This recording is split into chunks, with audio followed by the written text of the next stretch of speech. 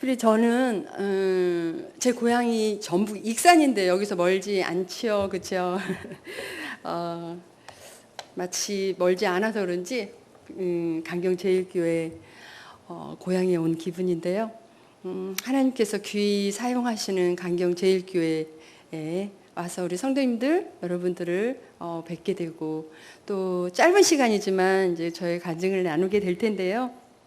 오늘 제가 말씀 한 구절을 한번 읽어드릴게요. 시편 71편 20절에 있는 말씀인데요.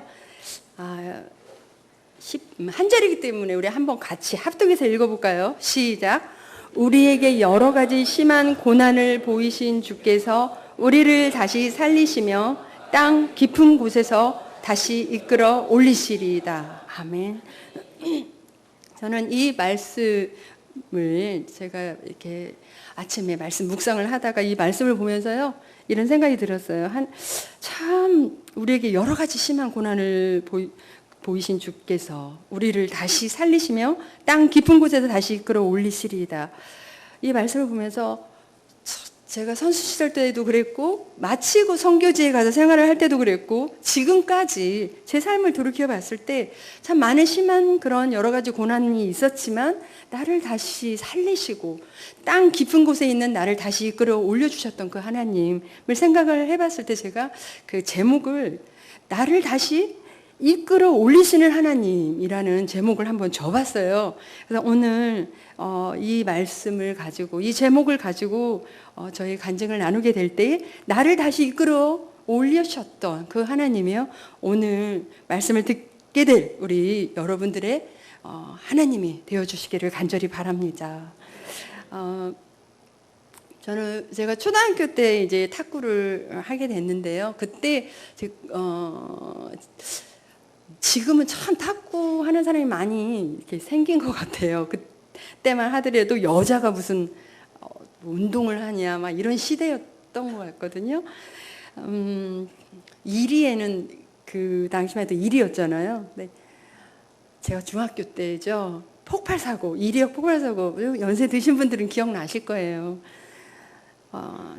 그때는 정말 막 많은 피해가 있었고 많은 분들이 돌아가시기도 하고 이제 그랬죠.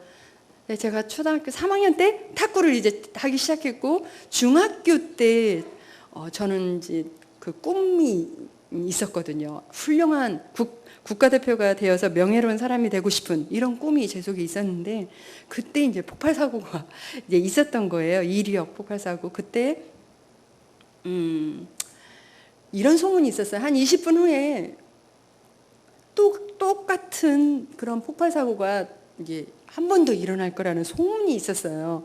그래서 저희 집은 역에서 가까운 곳이기 때문에 이제 다른 좀 멀리 역에서 멀리 있는 곳으로 피신을 하기 위해서 이제 집을 나서요. 집을 나서다가 제가 생각난 게 하나 이제 있게 돼요. 꼭 이거는 제가 가지고 피신을 하더라도 가지고 가야겠다라는 물건이 하나 생각난 게 있었어요. 그래서 집을 나섰다가 다시 돌아와서 가져러 가기 위해서 가져간 물건이 있었는데 어떤 물건을 가지러 가기 위해서 제가 집에 갔을지 한번 알아맞혀 보실래요? 그렇죠. 어떤 분은 탁구 라켓, 어떤 분은 성경책 이제 그러시는데 제가 그때까지만 해도 교회를 잘 안 다녔어요.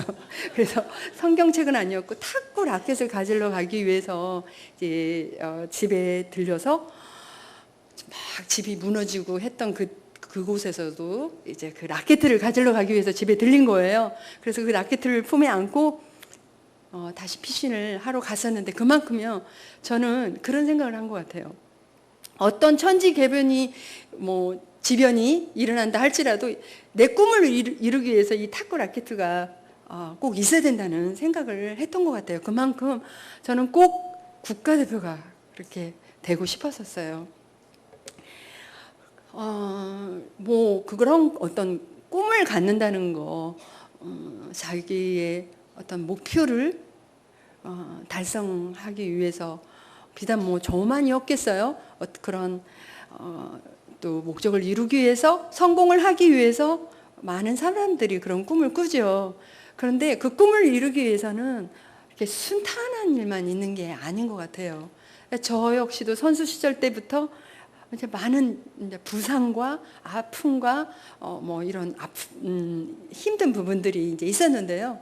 완전 팔에 부상이 있게 돼요. 그래서 이제 뭐 올리지도 못하고 내리지도 팔을 펴지도 구부리지도 못할 때가 있었어요. 그래서 정형외과에 갔는데 의사 선생님께서는 뭐 테니스의 엘보라는 그런 병명을 주시면서 이거 팔을 안 쓰면 괜찮다라고 하시는데 탁구 선수가 팔을 안 쓸 수가 없잖아요. 그래서 제가 운동을 계속 하고 싶은데 어떻게 하면 괜찮겠냐라고 말씀을 여쭤보니까 그러면 진통제 주사를 맞아보라고 그래서 그 진통 주사를 맞으면서 버텨나가요. 그래서 그 6년 동안 그 주사를 맞으면서 버텨나가는데요. 혹시 뭐 86년 아시안게임과 88년 올림픽 때의 장면을 보신 분들이 있을지 모르겠어요. 그 장면에서 보면은 제가 이렇게 현정화 선수랑 복식을 할 때 서로 실수하면 괜찮다라고 또닥여주고 하는 격려해주고 하는 그런 장면들을 아직도 기억하시는 분이 이제 계세요. 그래서 참 이렇게 제 이미지를 좋게 보시는 분들이 계세요. 그래서 제가 하루는 저희 남편한테 여보, 사람들이 내 이미지를 참 이렇게 침착하고 이렇게 좋은 이미지를 보고 있는 사람들이 있더라 라고 말하면 저희 남편이 대뜸 뭐라고 그러냐면 그래? 한번 살아보라고 그래. 같이 한번 살아보라고 그래. 그렇게 이 얘기를 농담으로 하는데 제가 어렸을 때 승부구성이 되게 강했던 거예요. 그래서 탁구가 안 되거나 또 동료들에게 지거나 그러면 화풀이를 하는 어떤 물건이 있었는데 그거 역시 탁구 라켓이었던 거예요. 그래서 제 라켓은 불쌍하게도 항상 흠집이 나 있었어요. 내가 화풀이를 이 라켓에다가 하는 바람에 라켓은 저한테 물리기도 하고요. 또 막 찍기도 하고요. 던지기도 해서 깨지기도 하고요. 이렇게 제 라켓가 항상 이렇게 흠집이 나 있었어요. 하루는 저희 코치 선생님이 그런 모습을 보던 저희 코치 선생님이 저에게 교회를 한번 나가보라고 권유를 하셨어요. 그런데 이 코치 선생님은 자기는 교회도 나가지 않는 분이세요. 그래서 저에게 교회를 나가보라는 거예요. 그때는 제가 잘 몰랐어요. 나중에 물어봤어요. 왜 그때 저에게 교회를 나가라고 하셨냐고. 이분이 하시는 말씀이 제가 하도 성격도 급하고 제 마음의 컨트롤도 안 되고 하니까 아마 제가 교회를 나가면 마음의 수양이 되어서 좀 침착한 애가 되지 않을까라는 생각이 들어서 저에게 교회를 나가보라고 했던 거예요. 그래서 사실 제가 교회를 나가기 시작했는데요. 그때는 뭐 예수님이 어떤 분인지 하나님은 어떤 분인지 알지 못하고 방과 후가 되면 교회에 들려서 그때는 이렇게 마루바닥이었어요. 제일 앞에 와서 하나님 앞에 이렇게 기도를 하는 거예요. 하나님 앞에 간절히 기도를 하는 거예요. 하나님, 제 팔을 좀 낫게 해주세요 라는 기도였어요. 그 기도가 마치면 이제 집에 가곤 하고 그렇게 방과 후만 되면 교회에 들려서 그렇게 기도를 간절히 하고 집에를 갔는데요. 그때 제가 교회를 다니면서 목사님께서 말씀하시는 것 중에 한 가지 굉장히 제 마음에 닿는 구절이 하나 있었어요. 그 말씀은 잠언 16장 32절에 있는 말씀이었는데요. 어떤 말씀이었냐면 노하기를 더디하는 자는 용사보다 낫고 자기의 마음을 다스리는 자는 성을 빼앗는 자보다 나으니라 라는 말씀이었어요. 저는 그때 중학생이었지만 이 말씀이 참 좋았어요. 야, 성경에 이런 말씀도 있네. 그러면서 이 말씀을 외웠어요. 길을 가다가도 외우고요. 제가 탁구를 하다가도 탁구가 안 되거나 또 동료에게 져서 막 짜증이 나거나 할 때도 이 말씀을 외웠어요. 노하기를 더디하는 자는 용사보다 낫고 자기의 마음을 다스리는 자는 성을 빼앗는 자보다 나으니라. 그런데요, 너무나 신기하게 저희가 그때부터 저는 올림픽이 끝나고 15년 동안 탁구 생활을 했거든요. 그때부터 올림픽이 끝날 때까지 제가 고의로 제 라켓에 흠집을 내본 적이 없었어요. 하나님의 말씀이 얼마나 위력이 있는지를 저는 계속해서 이제 경험해 나가게 되는데요. 제가 이제 6년 동안 버티면서 진통주사를 맞으면서 아까 잠깐 영상에도 나왔지만 83년도에 세계선수권대회에 처음으로 이제 출전을 해서 그 당시에 세계 랭킹에 50에 있지도 못했고 무명의 선수였는데요. 그 당시 세계 랭킹 1위를 이기고 단식에서 최초로 은메달을 따게 돼요. 그러는데 제가 은메달을 따고 돌아오니까 신문이나 매스컴에서도 막 이제는 한국 탁구밖에 없다라고 저를 이렇게 부각을 시켜주게 됐었어요. 그 당시 제가 19살이었어요. 그러니까 한국 탁구 유망주였던 거죠. 그런데요, 6년 동안 제가 주사를 맞고 이제는 진통제 효과가 없게 된 거예요. 아무리 좋은 병원을 가도 제 팔을 나을 수도 없었고요. 아무리 좋은 약을 먹어도 제 팔을 고칠 수가 없었어요. 이제 진통제의 효과도 다 떨어졌어요. 저는 은퇴를 할 수밖에 없었어요. 그런데요, 그때 저의 같이 탁구하고 있는 동료의 어머님이 집사님이셨는데 저에게 어느 기도원을 한번 가보라고 그랬어요. 그 기도원에 가면 아프는 환자들에게 안수 기도를 하는데 낫는 기적과 같은 일이 일어난다는 거예요. 특히 제가 제 귀가 솔깃했던 게 그 당시에 차범근 그 축구 선수가 관절염이 있었는데 안수기도 받고 나았다는 그 말에 제 귀에 솔깃해서 사실 기도원에 대한 인식이 저한테는 썩 좋지는 않았는데요. 정말 지푸라기라도 잡겠다는 심정으로 그 기도원을 가게 돼요. 가서 저는 처음 기도원을 방문을 했기 때문에 안수기도하는 곳이 기도원인 줄 알았거든요. 그런데 목사님께서 말씀을 하시는데 말씀의 요지가 어떤 거였냐면요, 하나님이 어떤 분이시고 예수 그리스도가 어떤 분이신지에 대한 말씀을 하시는데요, 하나님이신 그 천지를 창조하셨던 그 하나님께서 우리의 인간을 너무나 사랑하셔서 그분이 육신의 몸을 입고 이 땅에 오셔서 우리의 죄를 사해주기 위해서 그 십자가에 모진 고통을 당하시고 피를 흘리시고 죽으시고 3일 만에 부활하신 분이시래요.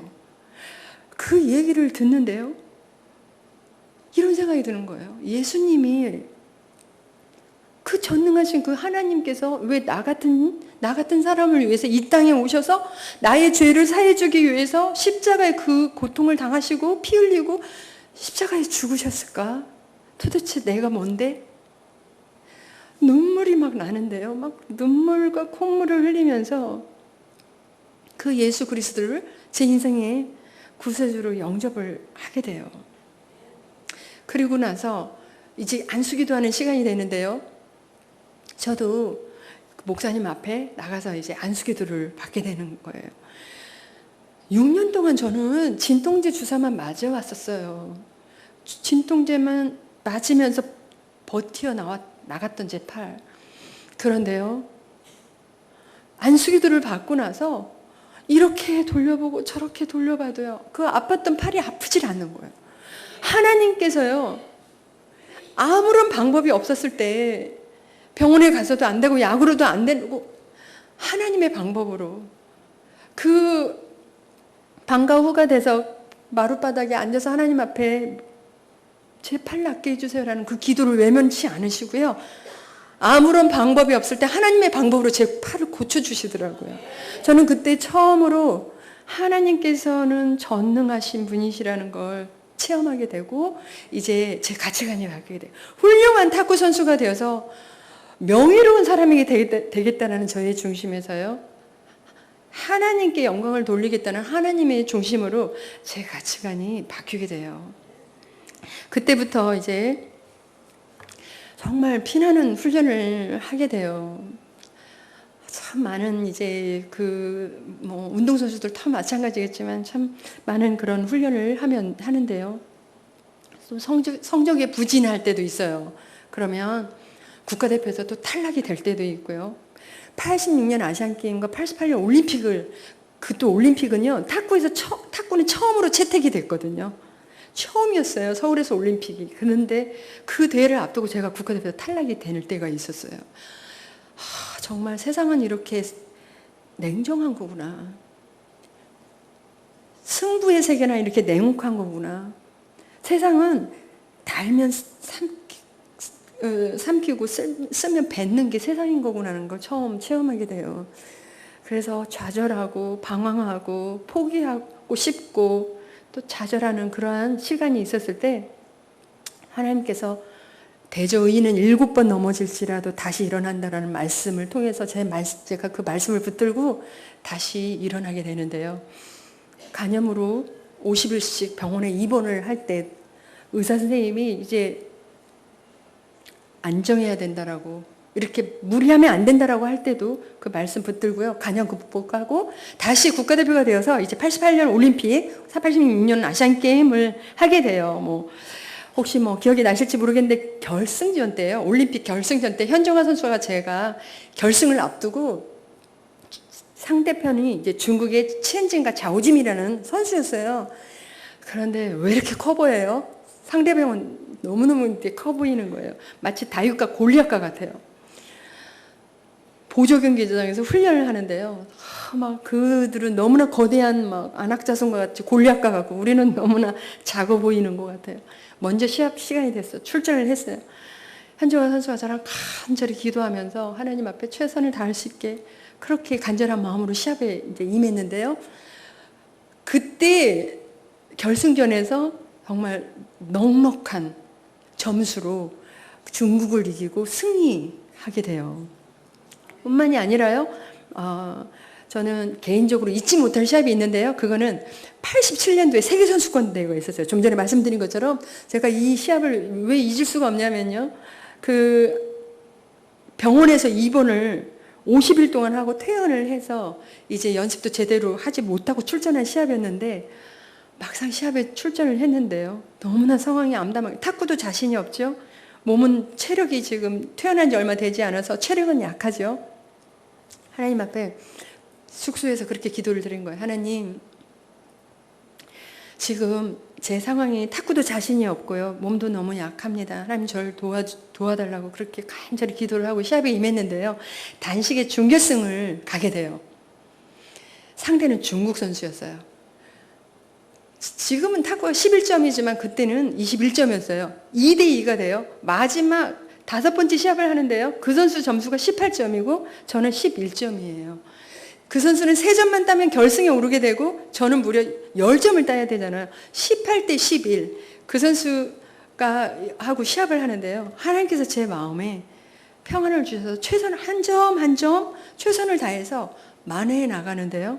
그 선수 점수 18이라는 점수를 그대로 묶어놓고 10점을 연속적으로 따면서 21대 18로 역전승을 거둔 적이 있었어요. 아까 영상에서도 기자들이 소감이 어떠냐라고 물어봤을 때 하나님께 영광을 돌린다라고 고백을 했지만은요, 제가 하나님 앞에 드렸던 고백이 있었어요. 고린도전서 1장 27절에 이런 말씀이 있어요. 하나님께서 세상에 미련한 것들을 택하사 지혜 있는 자들을 부끄럽게 하려 하시고 세상에 약한 것들을 택하사 강한 것들을 부끄럽게 하려 하시며, 이 말씀이 저의 고백이 된 이유가 말씀드린 것처럼 제가 상황이 너무 암담해서 그 숙소에서 하나님, 저는 체력이 너무 약하고요. 탁구도 자신이 없고 할 수 없습니다라고 고백을 하면서 기도를 드렸는데요. 할 수 없다고 고백하는 저를 들어서 하나님께서는 하게 하셨고요.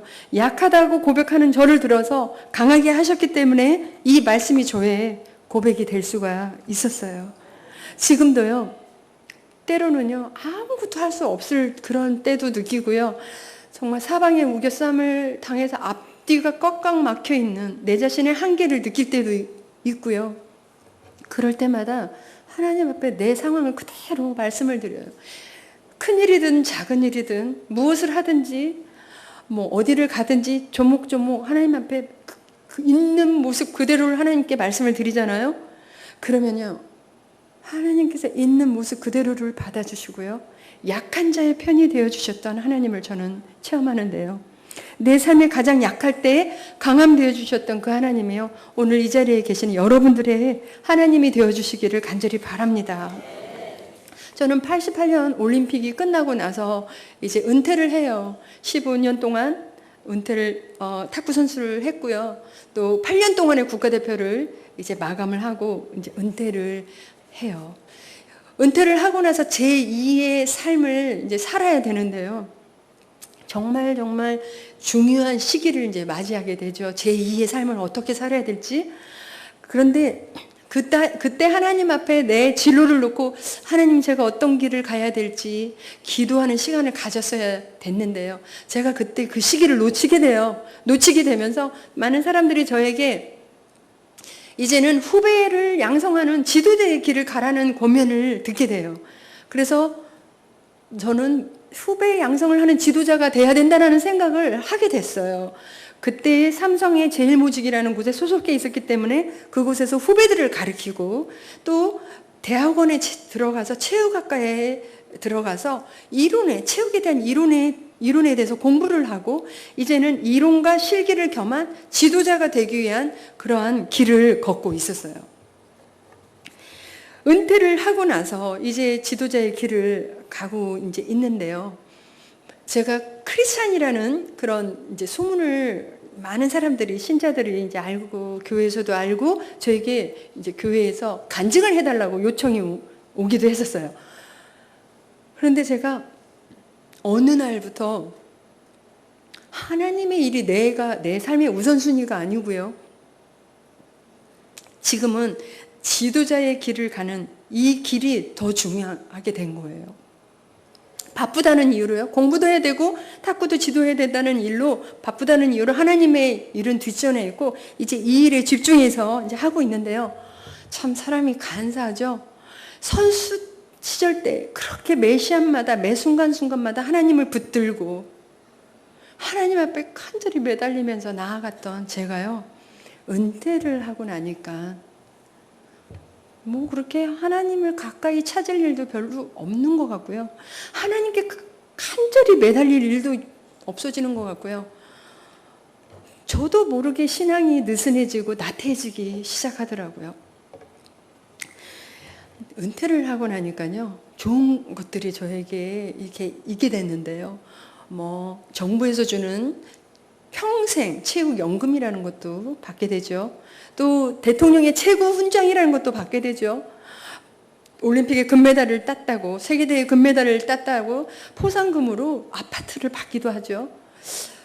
그리고 이제 지금은 또 코치를 하고 앞으로 또 이제 감독이 될 거고 또 승진이 될 거고, 내 앞날이 탄탄 내려올 것만 같고 내 앞날이 다 보장이 돼 있을 것 같은 이런 생각도 들기도 했고요. 이제는 아무런 부족함이 없이 행복하게 이제 살면 되겠구나라는 생각도 들었어요. 그런데요, 정말 그냥 아무런 이제는 부족함이 없이 행복하게 살면 되는 거잖아요. 근데 이상해요. 시간이 가면 갈수록 아무런 부족함이 없이 행복하게만 살면 되는데 행복하지가 않아요. 기쁘지가 않아요. 내 영혼이 메말라가고 있어요. 내가 지금 왜 지도자의 길을 가고 있는 거지? 그 의미는 뭐지? 목적은 뭘까? 그런 회의가 들기도 하고요. 그러면서 제 마음에 이렇게 공허하고 허탈하고 마음이 텅텅 빈 것만 같은 이러한 생각이 들기 시작하는 거예요. 그런데 그게 우울증의 시초라는 걸 그때 저는 생각하지 못했어요. 그때요, 63세이셨어요. 저희 어머님이 63세이셨는데 간암으로 투병 생활을 하시게 돼요. 그래서 학교에 다니는 공부를 하는 것도 선수들을 지도하는 것도 다 스톱하고 이제 그 어머니를 한 달 동안에 간암으로 투병 생활하시는 그 어머니를 한 달 동안 간호를 해드리게 돼요. 그런데 어머님이 날마다 하루하루 호전대에 가셔야 되는데 하루하루 더 악화되시는 거예요. 어머니를 위해서 제가 해드릴 일이 없는 거예요. 무기력함을 느끼게 되고 아무것도 할 수가 없더라고요. 그런데 어머니가 한 달 만에 먼저 천국에 가시게 되는데요. 제가 너무너무 큰 충격을 받게 돼요. 그래서 정말 아무것도 하고 싶지 않고 이제 디프레스에 빠져서 사람을 만나고 싶지도 않고 이렇게 집에만 처박혀 이제 있게 되는데요. 사실 어머님 하면 다 마찬가지시겠지만 저는 우리 어머님이 세상에 안 계신다는 걸 생각을 해보면서 저는 지내본 적도 없었고요. 어머니는 제가 어렸을 때부터 뭐든지 할 수 있도록 경제적으로도 지원을 해주셨던 분이었고, 눈이 오나 비가 오나 철야기도 새벽기도를 다니면서 저를 위해서 기도해 주셨던 그런 기둥과 같은 어머님이셨는데, 어머님이 먼저 천국에 가시고 나서 제가 너무나 큰 이제 충격을 받게 되고요. 밖에 나오기도 싫어.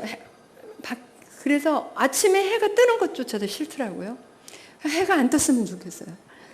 해가 져야만이 가끔 한 번씩 밖에 나가고 집에만 있게 되고 사람도 안 만나고 그러고 있으니까 저랑 가깝게 지냈던 그 집사님 두 분이 오셔서 이렇게 집에만 있으면 안 되니까 산책 시켜주겠다고, 드라이브 시켜주겠다고 저를 데리고 이제 나가요.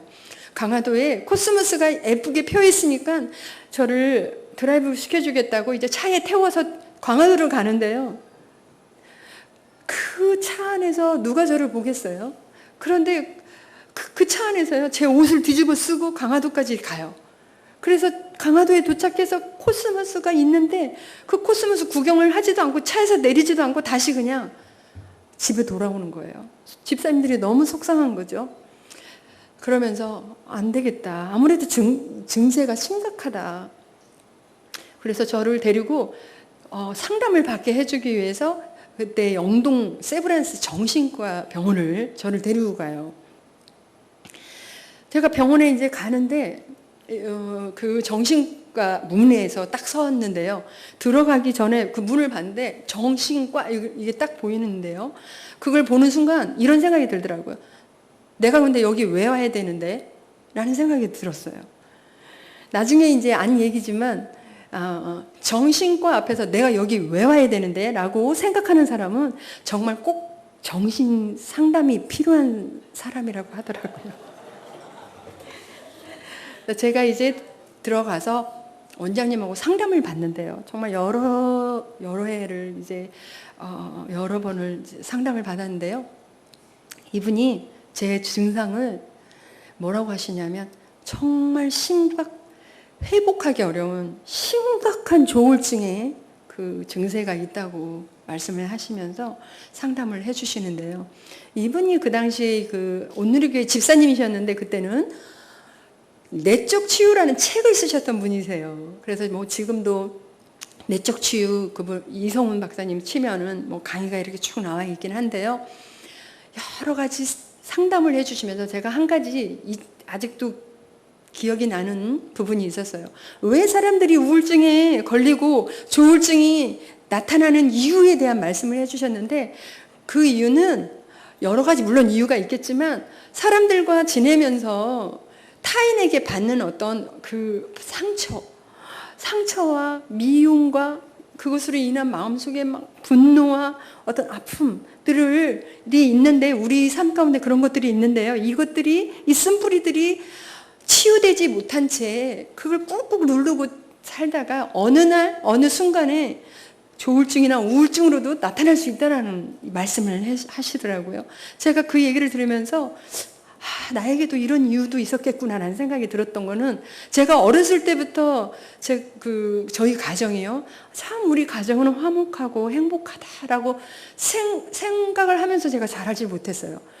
저희 아버지는요 항상 이렇게 엄하시고 엄격한 분이셔가지고 늘 아버지를 아빠라고 이렇게 다정하게 불러본 적이 없었어요. 그 아빠를 한번 주물러 드려 본 적도 없었어요. 두 분이 늘 다투시는 모습을 보면서 저는 너무 속이 상해서 울면서 학교를 가야만 했었고요. 또 오빠분이 여러 분이 계시는데 그분 중에 한 분이 부모님의 속을 너무너무 썩히는 그런 오빠가 계셨던 거예요. 이 오빠가 저는 너무너무 미웠던 거예요. 물론 지금 그 오빠는 안수 집사가 됐고 전도도 잘하고 뭐 찬양인도도 잘하는 오빠가 됐지만, 그때는 그 오빠가 너무나 미웠던 거예요. 너무 힘들었던 거예요. 뭐 화가 났었어요. 그래서 막 집에 어떤 날은 아우 정말 집에 좀 안 들었으면 좋겠다라는 그런 마음도 이제 있을 정도로 그런 오빠가 있었는데, 이런 어떤 제 속의 미움과 어떤 분노와 이러한 어떤 상처, 아픔들을 꾹꾹 누르고, 저는 선수 시절 때 이 쓴뿌리들을 해소하고 치유할 시간이 저에게는 없었던 거예요. 또 한 시합을 끝나면 또 한 시합을 준비해야 했고, 그러면서 은퇴를 한 거예요. 원장님이 그러시더라고요. 세계 정상에 오르고 나서 은퇴를 하는 그 한 가지만 보더라도 우울증이 올 수 있는 이유가 될 수 있다라고 하시더라고요. 그런데 갑자기 어머님이 이제 먼저 소천을 천국에 먼저 가시게 되는 그 충격이 있었고요. 또 선수 시절에서 지도자로 가는 그런 어떤 변화된 또 다른 이제 삶이 있었고, 이러한 것들을 하나님께서 제가 가지고 있는 이 내적 치유를 해야 되는 그런 시간을 저희가 갖게 하신 거예요. 그런데요, 사람들마다 참 증상이 여러 가지 있겠지만 저에게도 증상이 참 심했었어요. 어떤 증상이 저에게 있었냐면요, 소리에 민감해요. 그래서 사람들이 밖에서 싸우는 소리만 들어도 나에게 화를 내는 것 같은 거예요. 막 큰 소리만 쳐도 저 사람들이 나 때문에 화가 나서 저렇게 소리를 지르는구나 하는 생각도 들고요. 누가 지나가다 문을 쾅 닫기만 해도 나 때문에 저렇게 화가 나서 문을 콱 닫는구나, 이런 소리에 민감해요. 사탄은요, 이 우울증과 조울증이 있는 사람들에게 사탄이 개입해요. 그래서 뭐라고 속삭이면, 하나님이 더 이상 너를 사랑하지 않고 이 세상에는 너 혼자만 있고 하나님 너를 버리셨다라고 그렇게 속삭여요. 환청도 들려요. 자살 충동을 하게 만들고요. 내가 세상에 드러나는 것들을 창피하게 만들어요. 수치스럽게 만들어요. 그래서 사람을 만나기가 싫은 거예요. 밖에 나가기를 두려워해요. 거식증이라고 들어보셨어요? 막 먹어요. 막 먹고 또 다 토해요.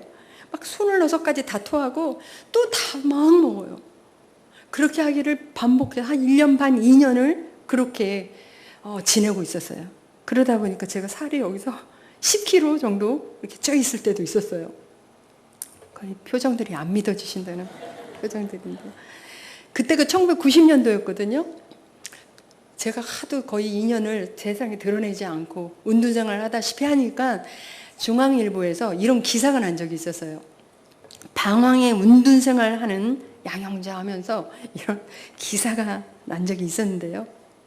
이때 이런 시기를 제가 보내고 있었을 때 하나님께서 저에게 만나게 해주신 분이 계셨어요. 어떤 분을 만나게 해주셨냐면요, 아침에 하나님 말씀을 묵상 훈련시켜 주시는 분을 만나게 해주셨어요. 그분하고 말씀 큐티 공부를 하기 시작하는데요, 하나님의 말씀이 얼마나 위력이 있는지요. 여러 가지 말씀이 있었는데요. 그때 시편 107편 10절에서 11절에 이런 말씀이 있었어요. 사람이 흑암과 사망의 그늘 아래에 앉으며 공고와 쇠사슬에 매임은 하나님의 말씀을 거역하고 지존자의 뜻을 멸시함이라 라는 이 말씀을 공부해 나가다가, 제가 왜 내가 이렇게 흑암과 사망의 그늘 아래에 앉아있는 것만 같고 공고와 쇠사슬의 매임과 같은 이러한 삶을 살고 있는지 저는 이 말씀에서 해답을 얻었어요. 그 이유는 하나님의 말씀을 거역하고 지존자의 뜻을 멸시하기 때문이라는 것을 이 말씀을 통해서 알게 된 거예요. 선수 시절 때 그렇게 매 순간순간 하나님을 찾고 가까이 나가며 매달렸던 제가요, 은퇴를 하고 나서 텅텅 빈 허전하고 마치 무슨 세상이 끝날 것만 같은 그런 어떤 허전한 그 마음 속에요, 하나님의 이 말씀을 공부하면서 하나님의 말씀이 제 속에 들어갔었어야 되는데요, 저는 잠시 세상의 것을 제 속에 넣어보려고 한 적이 있었어요. 물론 골프를 치신다는 게 나쁘다는 게 아니라요, 골프를 치면서 제가 즐겨보기도 했고요, 문화시설을 누려보기도 하고요, 쇼핑을 많이 해가지고 제 자신의 만족을 느껴보기도 하고요. 아무리 그렇게 해도요, 기쁘지도 않고 행복하지도 않고 즐겁지도 않더라고요. 하나님과 나와의 관계가 친밀하지 못하고 하나님과 나와의 관계가 멀리 있을 때 내 영혼의 기쁨도 행복함도 없다는 것을 알게 되었어요. 나를 창조하신 그 하나님과의 나와의 관계가 멀어져 있으면 멀어져 있을수록 우리는 흑암과 사망의 그늘 아래 앉아 있는 것만 같고요. 공고와 쇠사슬의 매임과 같은 그런 우울할 수밖에 없는 영적인 존재들이구나 라는 것을 알게 되었어요. 여러분들은 어떠세요? 하나님과의 관계가 가까우신가요? 저는요, 참 많은 사람들이 그렇게 말하죠. 아유, 뭐 예수 믿는 사람들이 만사 형통해야지 무슨 뭐 이런 고난이 있고 무슨 우울증이 있어라고 생각하는 사람도 있겠죠. 우리는요, 기독교는 냉수한 그릇 떠다가 비나이다 비나이다 하면서 하는 그런 종교가 아니죠. 때로는 우리가 받는 고난에는요, 뜻이 있고요. 고난을 통해서 주는 깨달음과 유익이 있어요. 저도 이 기간이 저에게 없었다면요, 내 자신을 돌아볼 수 있는 기회가 없었을 거예요. 오늘 여기 말씀을 적어오지 못했지만요, 계속해서 제가 말씀을 공부해 나가다가 하루는 이 말씀을 보게 됐어요. 예수님께서 하시는 말씀이세요. 뭐라고 예수님이 말씀하시냐면요, 내가 줄일 때 너희가 먹을 것을 주지 아니하였고, 목말랐을 때 마시게 하지 아니하였고, 나그네 되었을 때 영접하지 아니하였고, 헐벗었을 때 옷을 입히지 아니하였고, 병들었을 때와 옥에 갇혔을 때 돌보지 아니하였느니라 라고 예수님이 말씀하시니까요, 그 말씀을 듣던 사람이 물어요. 예수님, 언제 우리가 예수님을 돌보지 아니했습니까? 예수님께서 그들을 향해서 뭐라고 말씀하시냐면요, 지극히 작은 자 하나에게 하지 아니한 것은 곧 나에게 한 것과 마찬가지라고 그렇게 예수님께서 말씀을 하세요.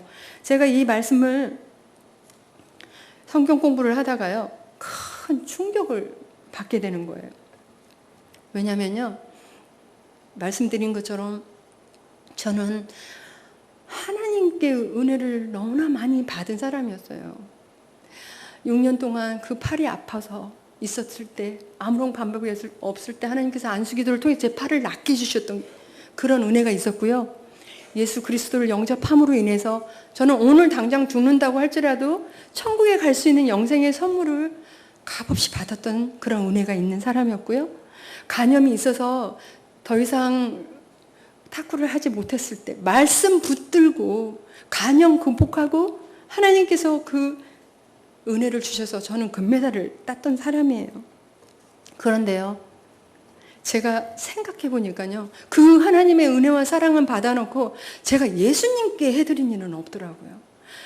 가슴에 국가대표 태극마크를 달고요, 세계 여러 나라를 돌아다니면서 국제대회를 하면서 좋은 대우만 받아보고요, 좋은 대접만 받아보고요, 그렇게 생활을 했고요.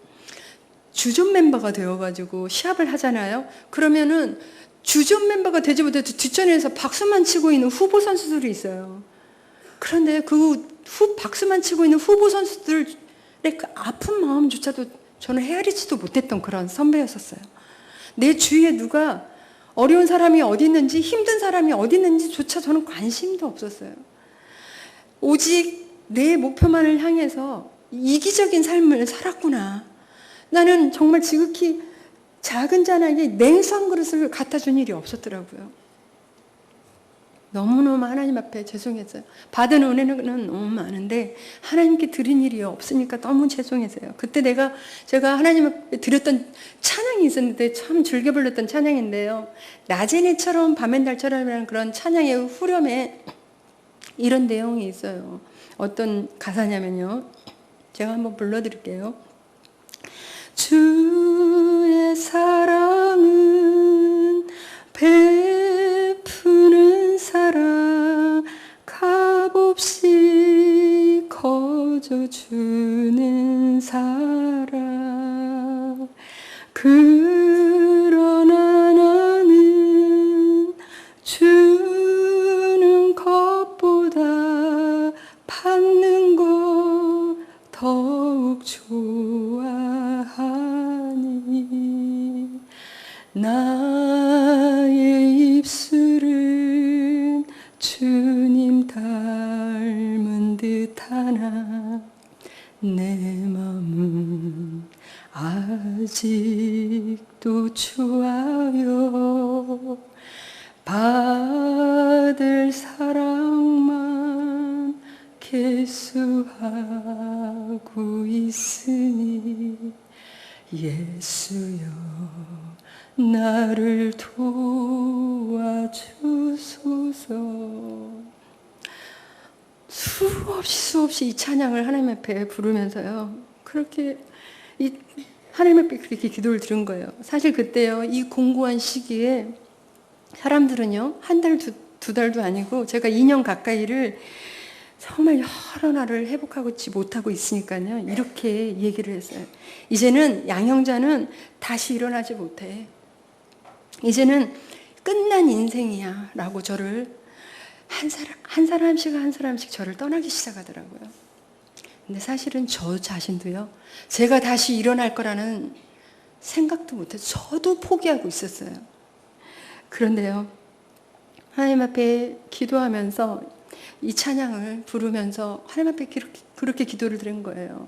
하나님, 나의 이 조울증, 이 우울증이 회복이 된다면 내가 하나님 앞에 이러한 삶을 살겠습니다. 나의 일생에 꿈이 있다면 이 땅의 빛과 소금 되어 가난한 영혼, 지친 영혼을 주님께 인도하고 싶은 그런 삶을 살고 싶다. 이런 삶을 살겠습니다. 하나님이 저를 고쳐주시옵소서라고 그렇게 간절하게 엉엉 울면서 기도를 드렸는데요, 하나님께서 시편 107편 20절에 그가 그의 말씀을 보내요. 그들을 고치시고 위험한 지경에서 건지시는도다.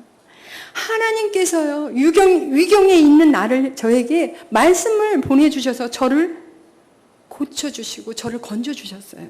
하나님의 말씀이 저를 비추기 시작하니까요, 하나님의 말씀의 광채가 저를 비추기 시작하니까는요, 회복하기 어렵다고 하는 그 조울증에서 저는 회복되어 가기 시작했어요.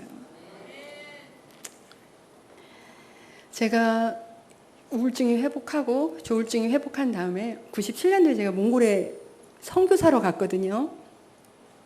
선교지에 있는데 출판사에서 저에게 전화가 막 오더라고요. 연락이 와요. 책을 쓰라는 거예요. 제가 왜 책을 써야 되는데요?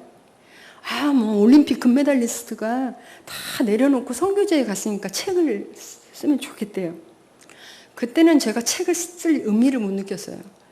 그런데요, 저는 97년도에 갔다가 2012년도에 한국에 돌아왔거든요. 한국에서 이제 지내면서 보는데요, 왜 이렇게 많은 우울증 환자들이 있어요?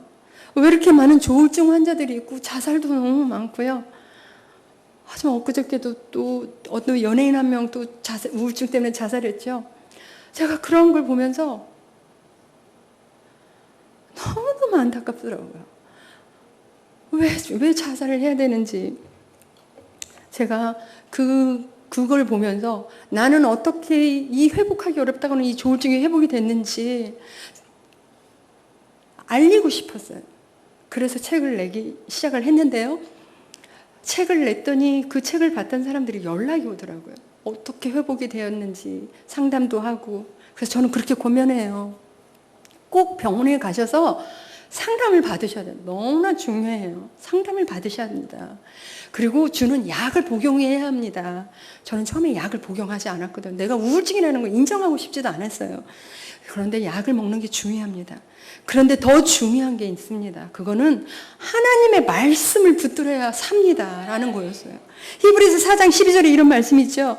하나님의 말씀은 살아있고 활력이 있어서 좌우의 날새는 어떤 검보다도 예리하여 혼과 영과 및 관절과 골수를 찔러 쪼개기까지 하며 또 마음의 생각과 뜻을 판단하나니. 하나님의 말씀은 살아있기 때문에요, 혼과 영과 골수를 찔러 쪼개기까지 하더라고요. 저는 이러한 하나님의 말씀을 붙들고 제 영혼이 살아났기 때문에요, 이제는 제가 가장 중요하게 생각하는 게 명예도 아니고요, 유능한 감독이 되는 것도 아니고요. 물론 우리가 또 살면서 또 넘어질 수도 있죠. 그렇지만 하나님의 말씀이 우리를 고치시고 살리실 수 있다는 걸 저는 믿기 때문에요, 저는 이 말씀을 믿어요. 혹시 이 가운데 저처럼 우울증에 계시는 분들도 계실 수도 있고요, 또 조울증 있는 분들도 계실 수도 있고요. 영적인 어떤 방황기를 겪고 있는 분들도 계실 수도 있고요. 오늘 말씀처럼 여러 가지 심한 고난 가운데 정말 아직도 끝도 보이지도 않는 어두운 긴 그런 터널을 지나가고 있는 그런 힘든 분들도 계실 수도 있고요. 오늘 하나님께서 그런 분들을 향해서 권면하고 계세요. 호세아 6장 1절 3절로 오라 우리가 여호와께로 돌아가자. 여호와께서 우리를 찢으셨으나 도로 낫게 하실 것이요 우리를 치셨으나 싸매어 주실 것임이라. 그러므로 우리가 여호와를 알자. 힘써 여호와를 알자. 하나님께서 먼저 말씀하고 계시는 게 있어요. 여호와께로 돌아오래요. 먼저 여호와께로 돌아오라고 말씀하고 계세요. 이 자리에는 아직도 예수님을 믿지 않으신 분들도 계실 수도 있고요. 예수님을 아직도 인격적으로 만나지 못하신 분들도 계실 수도 있어요. 그분들을 향해서 하나님께서 말씀하고 계세요. 먼저 여호와께로 돌아오라고 말씀하고 계세요. 이 말씀도 있고요. 또 하나의 말씀은 우리가 가지고 있는 마음의 우상을 내려놓고 하나님 앞에 온전히 돌아오라고 말씀하고 계세요. 저는 제 마음의 우상이 저에게는요 명예였어요. 저는 명예라는 우상을 그렇게 내려놓기가 어렵더라고요. 물론 명예를 갖는 거, 비전을 갖고 꿈을 갖고 목표를 갖는 게 나쁘다는 게 아니에요. 우리 삶의 최우선순위가 하나님이 되지 못한 채 하나님보다 더 중요하고 하나님보다 더 집착하고 있는 그것이 돼서는 안 된다는 거예요. 우리 삶의 최우선순위를 하나님으로 올려놓고 우리가 갖고 있는 명예와 비전과 꿈과 목표 이건 너무나 좋은 거예요. 그런데 그러지 못할 때 그 다른 마음의 우상 하나님보다 더 중요하게 생각하고 하나님보다 더 사랑하고 있는 그것이 우리 삶의 우선순위가 된다면 그게 안 된다는 거죠. 그걸 다 내려놓고 먼저 하나님께 돌아오라고 말씀하고 계시는 거죠. 제가 몽골에 갔었을 때 사역을 한 적이 있었는데요. 가정교회를 한 적이 있었는데 그중에 한 명이 열심히 교회를 나가다가 교회를 안 나와요. 이 자매가 이럴 자매가 아닌데 이상하다 싶어서 그 집을 가봤는데요. 이 자매가 아파 있었어요. 3일 동안 밥도 못 먹고 물도 못 마시고 머리에 너무 두통이 심해서 아파 있었어요. 왜 그러냐고 물어봤더니 모르겠대요. 몽골 의사도 다녀갔는데 이유를 모르겠대요. 이 자매 하는 말이 사실은 내가 믿지 않는 남편을 따라서 절에 가서 부적을 사왔대요. 그 부적을 자기 집에 이렇게 놓고 보는데 그렇게 마음이 걸려서 하루 마음을 먹고 내가 이 부적을 태워야 되겠다는 생각을 했대요.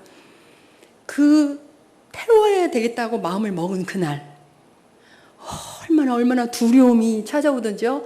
자기 집에 우환이 찾아올 것만 같고 너무너무 두렵더래요. 그때부터요, 이 두려움의 영이 떠나지가 않는 거예요. 너무너무 두려운 마음에 이제 밥도 먹지 못하고, 물도 마시지 못하고, 머리는 너무 아프고 이러고 있었던 거예요. 저희가 가니까요. 그래서 이 부적을 태우지도 못하고 있었는데 좀 대신 태워달라고 그래서 그러지 말고 우리 같이 가서 이 부적을 태우자. 그래서 저는 한국에서 봤던 이렇게 얇은 종이로만 본 부적을 본 적이 있는데 몽골 부적은 무슨 이렇게 두꺼운 책들이 이렇게 많았고요. 겨울옷, 반지 이런 게 부적이었었어요. 이 믿지 않는 남편이 몽골 돈으로 이렇게 한국 돈으로 한 사람은 30만 원이라는 해당하는 돈을 들여서 이 부적을 사온 거예요. 그 당시에 몽골 사람들의 30만 원은요, 굉장히 큰 돈이었어요. 그 사람들이 일하고 버는 한 달 월급이 10만 원도 채 되지 않을 때였으니까 굉장히 큰 돈이었어요. 그 부적을 가지고 밖에 나가서 태우기 시작했어요. 그런데 저희 동네가 이렇게 크지 않았었고 넓지 않았기 때문에 저희 다른 교인들도 오며 가며 보다가 뭘 하냐고 물어보길래 우리가 부적을 태우고 있다라고 하니까 가더라고요. 가더니 잠시 후에 또 왔어요. 그래서 왜 그러는가 보니까 부적을 태우고 있다는 말에 용기를 얻어서 자기들도 집에 있었던 부적을 가지고 나오는 거예요. 몽골은 그 나라의 종교가 남아 불교예요. 그래서 집집마다 이런 부적이 있고 우상과 같은 그런 이렇게 우상들이 있었던 거죠. 그거를 이제 다 가지고 나왔어요. 태우기 시작하는데요. 다 꺼졌어요. 우리 함께 둘러 앉아가지고 같이 합심기도 하고 찬양하고 이제 다 꺼지고 다 뿔뿔이 집에 돌아가서 우리는 그 자매를 집에 바래다 주고 제가 집에 돌아왔는데요. 이 생각이 들더라고요. 이거 믿지 않는 남편이 이 부적 태웠다라고 얘기를 들으면 이 자매하고 싸우지는 않을까? 또 때리지는 않을까? 이런 걱정이 들어서 그 다음날 아침에 가봤어요. 이 자매가요. 일하러 나가려고 화장을 막 하고 있는 거예요. 물어봤어요. 오늘 너 상태가 어떠냐라고 물어봤어요. 이 자매 하는 말이 그렇게 시달렸던 이 두통이 없어졌고요. 몸이 회복이 되어서 일하러 나가려고 지금 준비하고 있다는 거예요. 그 모습을 지켜보던 남편도 자기 부인이 회복한 모습을 보면서 아무 말도 할 수 없었던 거예요. 제가 그걸 보면서 그때 그 생각을 한 거예요. 하나님께서는 우리가 가지고 있는 우상을 이렇게 버릴 때 놀랍게 역사해 주시는데 이렇게 놀랍게 역사해 주시는 그 하나님이신데 우리가 가지고 있는 우상도 버릴 때 얼마나 놀랍게 역사해 주실까? 우리의 마음에 근데 생각해보니까 제가 그 몽골자매처럼 갖는 무슨 형상과 같은 우상이 있는 건 아니잖아요. 마음의 우상은 있을 수 있겠다. 하나님보다 더 집착하고 하나님보다 더 사랑하고 있는 우리의 삶의 우선순위를 차지하고 있는 하나님을 가까이 가기에는 장애가 되고 있는 그 무언가 어떤 사람은 명예가 될 수 있고 어떤 사람은 재물이 될 수도 있고요. 어떤 사람은 우리 부모님들 집착하고 있는 자기 자녀가 될 수도 있고요. 저는요 한국에 돌아와서 여러 가지 이렇게 놀랄 일들이 많았는데요. 무슨 막 한국에 채널들이 몇백 개씩 되는 정말 하루 종일 TV만 봐도요. 하나님이 없이도 재밌게 살 수 있는 시대가 됐구나. 저는 너무너무 깜짝 놀랐어요. 그리고 또 이사를 가는데요. 손 없는 날 이런 게 있어요. 여러분은 아직 저 처음 알았어요. 그날은 좀 싸기도 하고 이날이요. 기사하기 안 좋은 날이래요. 또 결혼을 하는데 사주팔자를 보면서 자기가 결혼 좋은 날짜를 보는 거예요. 그러기도 하죠. 제가 이제 한국에 돌아와서 꿈나무 이제 감독을 하고 있는데요. 코치들이 있어서 이 얘기하는 소리를 들었는데요. 자기 선수들이 지고 있는데 우연히 이렇게 코에다 손을 올렸는데 이기더래요. 근데 이렇게 손을 내렸더니 지더래요. 그래서 끝까지 진짜 끝까지 손을 올리고 이제 있었다는 그 얘기를 듣는다. 아직도 저렇게 미신을 믿고 사주팔자를 보고 하나님께서 우리에게 주신 하루하루가 얼마나 귀하고 복된 날인데 어떤 날이 결혼하기 좋은 날이 있고 안 좋은 날이 있으면 어떤 날이 이사하기 좋은 날이 있고 안 좋은 날이 있냐고요. 왜 사람들이 미신을 쫓고 있고 점쟁이 말에 묶여가지고 그렇게 살고 있는지 너무나 안타까웠어요. 요한복음 8장 32절에요. 진리가 너희를 자유케 하리라 라는 말씀처럼은요. 우리는 예수 그리스도의 이름으로 선포하고 나아갈 때 우리를 묶고 있는 악한 사탄의 영을 풀어줄 걸 저는 믿어요. 이렇게 우리 삶의 최우선순위를 예수 그리스도로 올려놓고 살게 된다면 온전히 우리들의 우상을 내려놓고 하나님 앞에 온전히 돌아온다. 오늘 약속하셨어요. 하나님께서. 우리를 찢으셨으나 도로 낫게 하실 것이고요.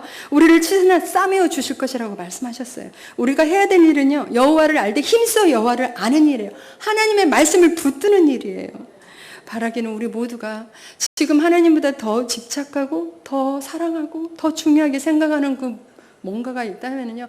한번 다 십자가 앞에 다 한번 내려놓고요. 우리 삶의 최우선순을 예수 그리스도로 올려놓고요. 이분 한 분만을 바라보고 이분 한 분만을 의지하고 살게 된다면요. 비록 우리가 여러 가지 심한 고난 가운데 있다 할지라도요. 우리를 다시 살리실 것이고요. 땅 깊은 곳에 있는 우리를 다시 이끌어 올려주실 하나님을 믿으시기를 바랍니다. 예배서 4장 7절에 보면 이런 말씀이 있거든요. 하나님께서는 우리 각 사람에게 그리스도께서 나눠주시는 선물의 분량을 따라 은혜를 주셨습니다. 저는 이 말씀을 알기 전까지만 해도요.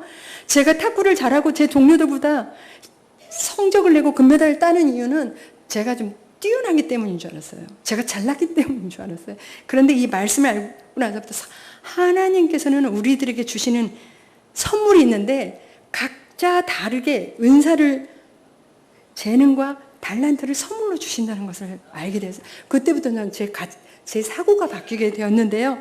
하나님께서는 우리에게 주신 그 은사와 재능과 달란트를 통해서 하나님의 나라를 이루어 가시는 것을 저는 보게 되었어요. 선교지에 있으면서 많은 단기팀을 받아보면서도 그걸 보게 되었고요. 제가 결혼을 하기 전에 저희 남편을 만났는데 제 남편이 그 당시에는 연합뉴스 국제부 기자로 일을 하고 있었어요. 취재하는 기자가 아니고요. 번역하는 일을, 한국 뉴스를 번역해서 해외로 보내는 일을 6년 동안 하고 있었어요. 그때는 왜 하나님께서 번역 일을 6년 동안 시키셨는지 알지 못했어요. 우리가 97년도에 선교지에 갔는데요. 하나님께서 남편에게 번역 일을 시키시더라고요. 저는 몽골에 가서 알았는데요. 몽골이 남북, 우리나라 남북이 분단 국가인 것처럼 몽골도 분단 민족이라는 걸 알게 되었어요. 그래서 외몽골이고 내몽골이라는 것이 있는 걸 알게 되었는데요. 외몽골은 우리가 잘 아는 울란바토르가 수도인 그곳이 외몽골이라고 하고 있고요. 내몽골은 중국 안에 있는, 중국 안에서 살고 있는 사람을 내몽골이라고 하고 있는데 같은 민족끼리 말은 통하는데 이 문자가 다른 거예요. 그래서 여기에 울란바토르에 있는 성경, 러시아 문자거든요. 키릴 문자를 내몽골 사람에게 갖다 주면 못 읽어요. 한번 그 PPT 좀 잠깐 보여주실래요? 저 위에 있는 것이 외몽골 문자고요. 수직 문자가 이제 중국 안에 있는 내몽골 문자인데요. 그래서 내몽골 사람들은 자기 성경이 없었기 때문에 이제 남편이 성경 번역을 하기 위해서 우리가 이제 내몽골에 가서 사역을 한 적도 있었고요. 또 저는 탁구를 가르쳐 주면서 이제 비자를 받게 되는 거예요. 요즘 선교사들은 비자 받기가 참 어려워요. 시골에 특히 가서 사역하는 건 더더욱 어려워요. 그런데 저는요, 언제든지 어디서든지 탁구를 가르쳐 준다는 이유로 비자를 받아서 얼마든지 사역을 할 수가 있었던 거예요. 그 다음 PPT도 좀 보여주실래요? 네. 그 다음, 네, 저거는 이제 탁구고, 탁구 사역하는 거고요. 저희가 가서 사역을 했던 데가 이제 울란바토르에서 언어 공부를 2년 동안 마치고 가서 사역한 곳이 저기 몽골 지도인데요. 저 빨간 곳이 신샨드, 동구비주라는 그곳 마을이에요. 한 1만 2천 정도 신샨드라는 곳에 그 마을에 이제 인구가 살고 있는데요. 참 너무나 가난하게 살아요. 뭐 모래바람에 한번 막 치면은요. 모래가 이렇게 창가에 수북히 있기도 하고요. 물도 안 나올 때도 많아서 물차가 오면은 이제 길러서 그 물을 쓰기도 하고요. 뭐 지금처럼 핸드폰이 있어요. 무슨 인터넷이 있어요.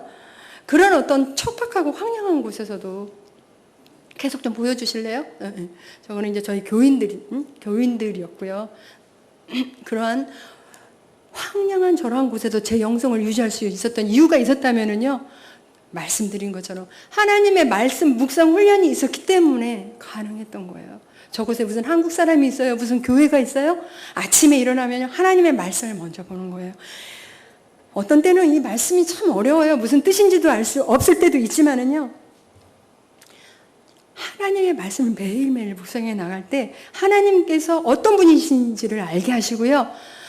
매일의 삶의 목적을 보여주시고요. 또 그 말씀에 순종하고 적용하고 실천해 나갈 때의 그 기쁨.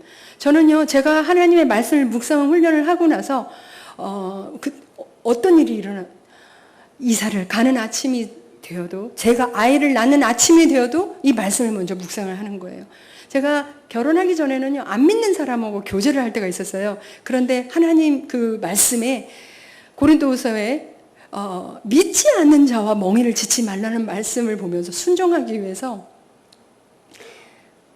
그 믿지 않는 그 교제하던 형제하고 헤어졌었어요. 눈물을 머금고 헤어진 적이 있었는데요. 시편 37편 4절에 이런 말씀이 있어요. 또 여호와를 기뻐하라. 그리하면 내 마음의 소원을 이루어주시라. 하나님께서 말씀에 순종하는 자를 기뻐하시는데요.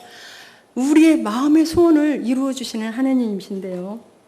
저는 마지막으로 한 가지만 말씀드리고 이제 마무리를 하려고 합니다. 제가 선교지에 갔었을 때 전 딸이 둘이 있는데 연년생이었어요. 4살, 5살이었거든요. 그때는 교육 걱정하지 않아도 됐어요. 이제 초등학교를 가야 되겠는데요. 저 시골에 있으면서 무슨 한국 학교가 있어요? 국제 학교가 있어요? 하나님 앞에 기도했어요. 하나님, 홈스쿨 할 수 있는 교사가 좀 오게 해주세요 라고 기도를 드렸어요. 한국에서 어느 유치원에서 사역했던 분이 오셨는데요. 우리 아이들을 뭐 가르쳐 주기도 하고 돌봐주기도 하고 만들어주기도 어느 정도 하다 가셨어요. 그 이어서 그 다음 분이 오셨는데 수학 강사를 한국에서 했던 분인데 수학뿐만이 아니라 초등학교 때 배워야 될 과목들을 이제 가르쳐 주고 어느 정도 하고 가셨어요. 이번에는 어떤 분이 오셨냐면 저는 웩이라는 국제 선교 단체에 소속해 있는 그 본부가 영국에 있거든요. 저희 기도 제목을 영국에도 보내요.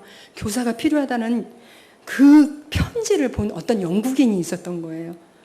이분은 9년 동안 초등학교 교사만 했던 분인데 저희가 교사가 필요하다는 얘기를 그 편지를 보고요. 9년 동안 다녔던 학교에 사표를 내고 그곳에서 가르쳤던 영국 교과서를 가지고 저희 아이 둘을 가르쳐 주겠다고 몽골에 와주신 거예요. 별로 놀라시지도 않나요? 저는 그런 생각을 했었거든요. 한국에 아무리 부자가 있할지라도 영국인을 가정교사로 둘 만한 사람이 과연 얼마나 있을까? 정말 이거는 하나님의 은혜다. 이분이요, 1년, 한 달, 두 달도 아니고요, 1년, 2년도 아니고요, 큰아이가 초등학교 졸업할 때까지 3년을 헌신해주고 가셨어요. 이 선생님 초등학교 선생님이기 때문에 중학교를 가르쳐 줄 수가 없었어요. 그래서 이제 3년간 헌신하고 가셨는데요. 중학교를 가야 되겠는데 그때는 저희가 어디 있었냐면 아까 말씀드린 내몽골에서 사역을 하고 있었어요. 그곳에도 국제학교가 있는 것도 아니고 한인학교가 있는 것이 아니기 때문에 아이들이 어리긴 하지만 교육을 위해서 기숙사가 딸린 학교로 보내야 됐었는데 대전에 국제학교가 있는 거예요. 선교사 자녀에게 혜택을 준다는 얘기를 듣고 인터뷰를 하러 갔는데요. 국제학교 학비 비싸잖아요. 궁금했어요. 얼마만큼 혜택을 줄 건가? 그래서 사무실에 가서 물어봤더니요. 25,000불이래요. 지금 그 학교 굉장히 더 비싸졌는데 그 당시 25,000불. 두 명이니까 얼마예요? 5만 불이잖아요. 한국 돈으로 계산해보니까 5,500만 원이 들겠더라고요.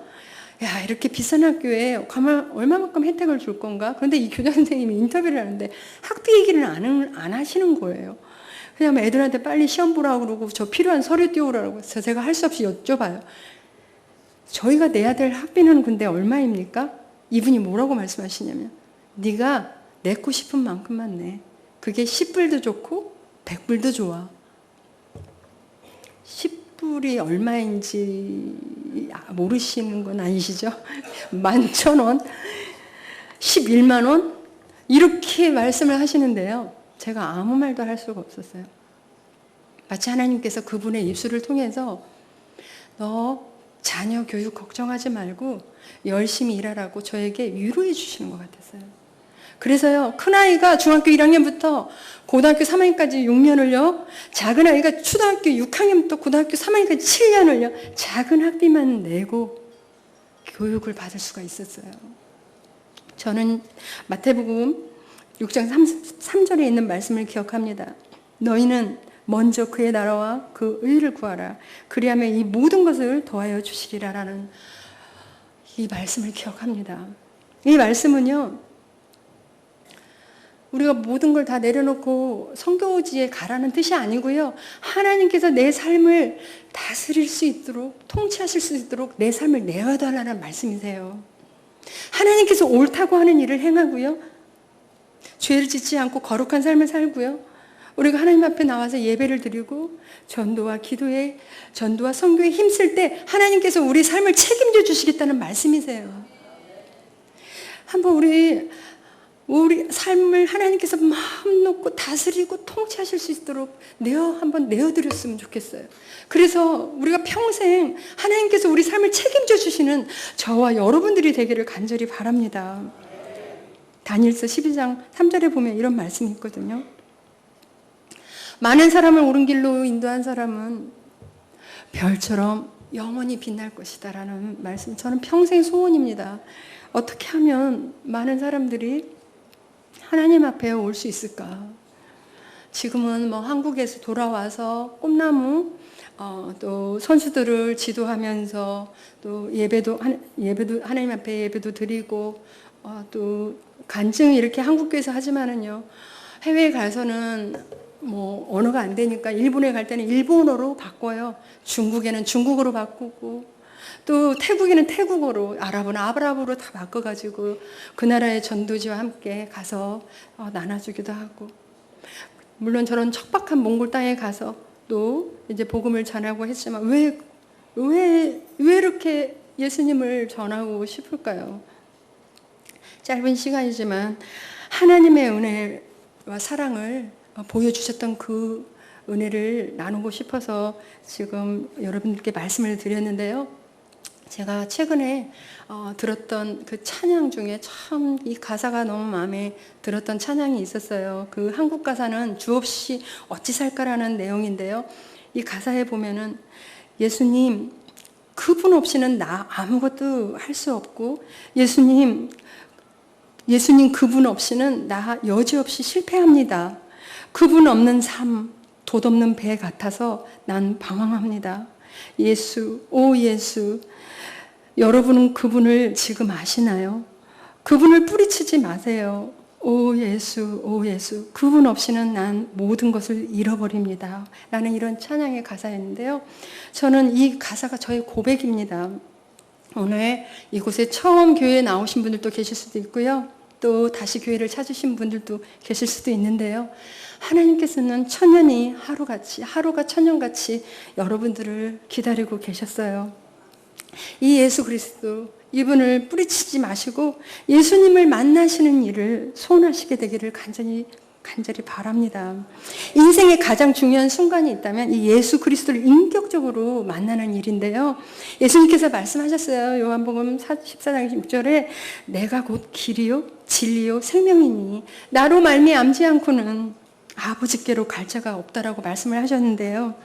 하나님을 만날 수 있는 유일한 길은 이 예수 그리스도를 통해서만 가능합니다.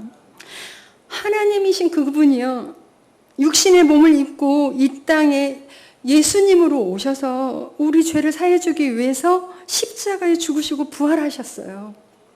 이 예수 그리스도를 나의 인생의 구세주로 영접하셔서 영생의 구원의 선물을 받으시고 예수님과 함께 평생 감사와 기쁨을 누리시는 한 분 한 분 되시기를 간절히 소원합니다. 함께 우리 같이 기도를 좀 했으면 좋겠는데요. 한번 반주를 좀 해주셨으면 좋겠고요. 한번 이렇게 우리 같이 한번 눈을 감고 하나님 앞에 이렇게 기도했으면 좋겠습니다.